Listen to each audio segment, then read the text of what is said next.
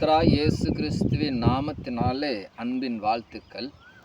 நீங்கள் கல் பார்த்துருக்கலாம். கல் தாவீது கோலியாத்தை ஜெயிக்கும்போது 5 கல்லில் ஒரு கூழாங்கல்லில் மேற்கொண்டார் கோலியாத்தை. அதே மாதிரி பேதுரு ஒரு கல்லாக இருந்தார். ஆண்டவர் பேதுரு பார்த்து சொன்னார்.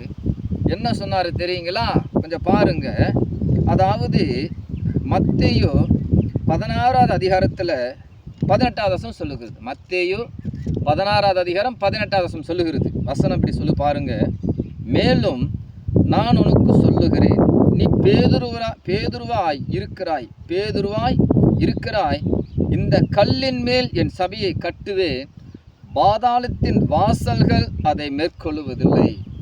நீ வீடு கட்டுற கல், எத்தனையோ கல்லுகள் இருக்குங்க. கூழாங்கல் இருக்குது, கருங்கல் இருக்குது, செங்கக்கல் இருக்குது.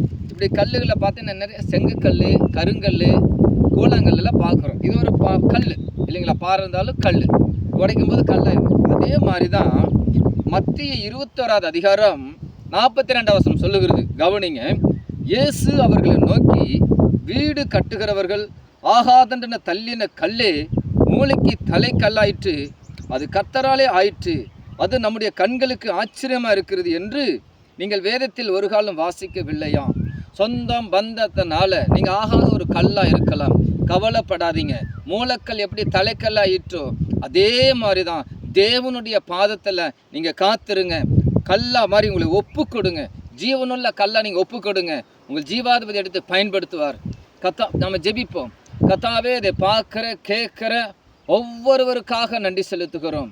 கத்தாவே, இந்த பிள்ளைகள் ஒரு ஜீவனுள்ள கற்களாக, ஒரு ஜீவ பலியாக ரோமர் 12வது அதிகாரம் 1 வசனத்தின்படி அப்படி இருக்க சகோதரரே, நீங்கள் உங்கள் சரீரங்களை பரிசுத்தமும் ஜீவ பலியை ஒப்பு கொடுக்க வேண்டும் என்று தேவனுடைய இரக்கங்களை முன்னிட்டு வேண்டிக் கொள்கிறேன். இதுவே செய்த புத்தியில் ஆராதனை என்று பார்த்தபடி ஒவ்வொரு குடும்பங்களையும் அப்பா நீர் மகிமைப்பட போகிறதுக்காக சோத்திரம். பிள்ளைகளை பாதுகாத்துக்கொள்ள மகிமைப்படும். அவங்க தேவைகளை சந்தியும். கர்த்தராகிய இயேசு கிறிஸ்து நாமத்தில் கேட்கிற நல்ல பிதாவே, ஆமேன்.